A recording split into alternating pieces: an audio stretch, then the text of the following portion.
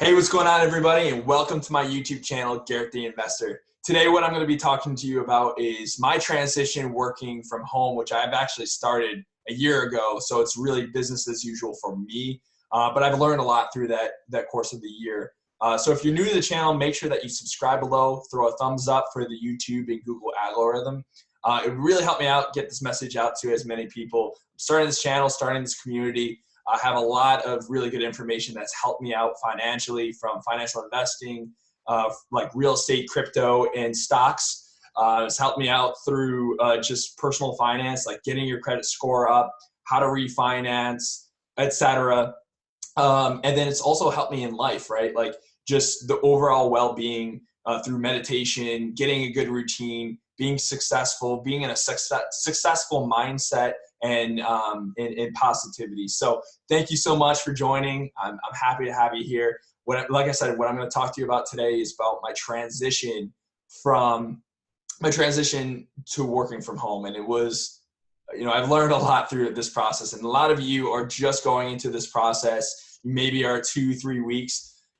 There's a lot to know. It's really hard to establish that routine. That's why it's so important to develop some really successful habits. And without kind of bogging down with too much of the story, I'm going to be telling you about the successful things that I've done that allowed me to maintain a high level of productivity and actually produce more and live a little bit more of an enjoyable life and work life and have a little bit more balance. So it wasn't always like this. It kind of boils down to 4 things that I've learned throughout the process.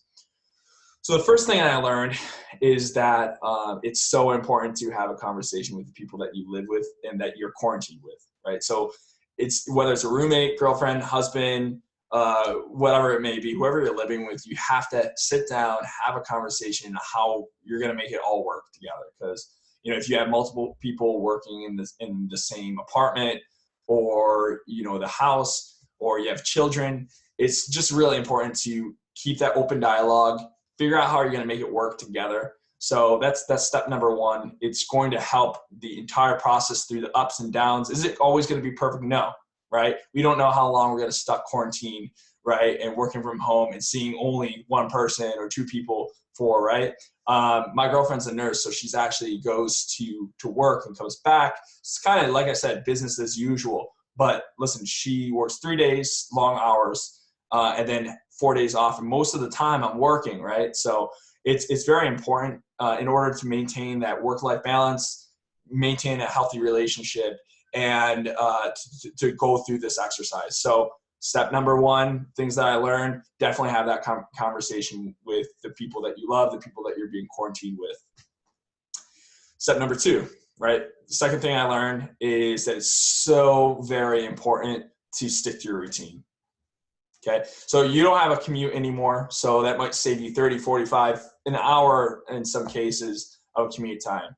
Doesn't matter. You might think in your mind, oh man, I get to wake up a little bit later. No, stick to your same routine, get up. Worst comes to worst, you save that commute time and you get to start your day earlier. You get to do the things that you want to do. You get to learn something that you wanted to learn. You have all this time in the world to utilize and put your time, your energy, and your mind into something else. So yeah, stick to the same routine. Listen, your body is built on a circadian rhythm, so the time you go to bed and the time you wake up is so important to your overall motivation and productivity over the course of the time that you're stuck quarantined and working from home. Okay, so and then step number 3, really listen. The third thing I learned is it's so easy for you to be pulled out. Like before, I drive to work, right?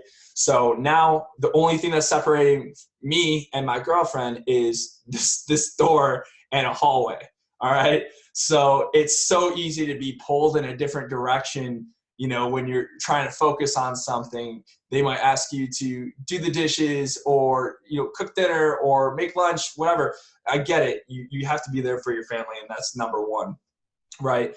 But, going back to the first thing I learned, having that open conversation, it's going to help that process, right? Setting expectations of, hey, listen, when I'm working, pretend like I am in the office, like, so And it really, really does help. I'm telling you, you're going to keep that high level of productivity. So going back to the third thing I learned is you can still do all of those activities. If you need to make your kids lunches, if you need to spend time doing certain tasks, taking out the trash, doing laundry, doing those certain things, that's fine, right? Like, that's life. But definitely try to time block it. Time block the time and the activities that you do for work, but also time block the time that you are going to spend with family and your loved ones and doing those kind of ancillary tasks, right? So very, very important. So, it allows you to be not tunnel vision, but allows you to focus on one task at the time. And when you're in that, you stay in the moment, you get to do that to the max. I don't care if it's cooking dinner or taking out the trash or, prospecting or making phone calls, whatever you do in your daily function. It's just going to help you out so very much. It's helped me out.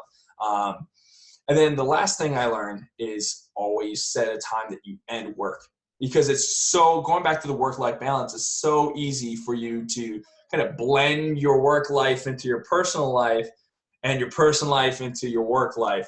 So by setting a deadline and having all those expectations set, time blocking and all of that combination, and having those right conversations, right?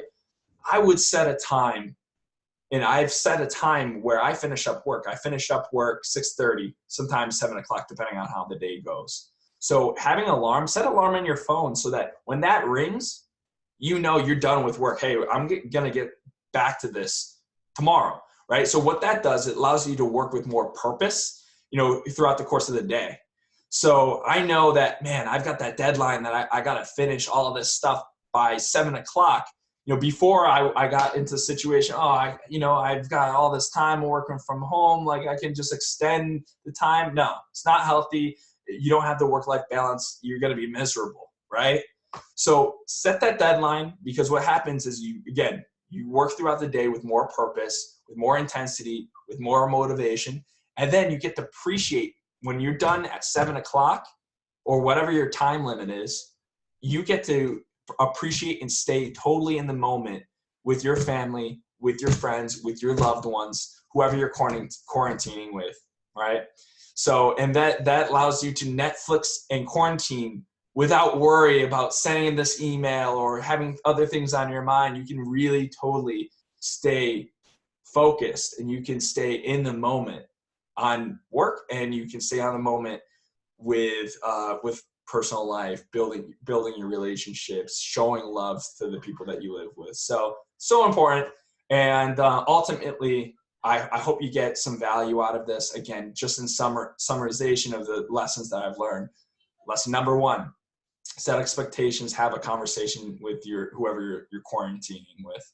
Step 2 is to really, really stay to your routine. Stay to your exact routine that you do if you were going to drive to work. That's wear your same clothes, wake up, go to sleep at the same time. Whatever you do, try to keep to the same routine. Step 3 is time block your personal and your business time. And step 4, set a deadline for when you finish up work so it doesn't bleed into your personal life. Hope you get some value out of it. Definitely helped me throughout the course of the year. I've become more productive, produced more, and it's really helped me out. So if you like this, if you think that these are practical tips that you can use, definitely throw your thumbs up, click the thumbs up, like button, turn it blue, and subscribe to this channel for future content. Thanks so much. Garrett the Investor signing off. Have a great one.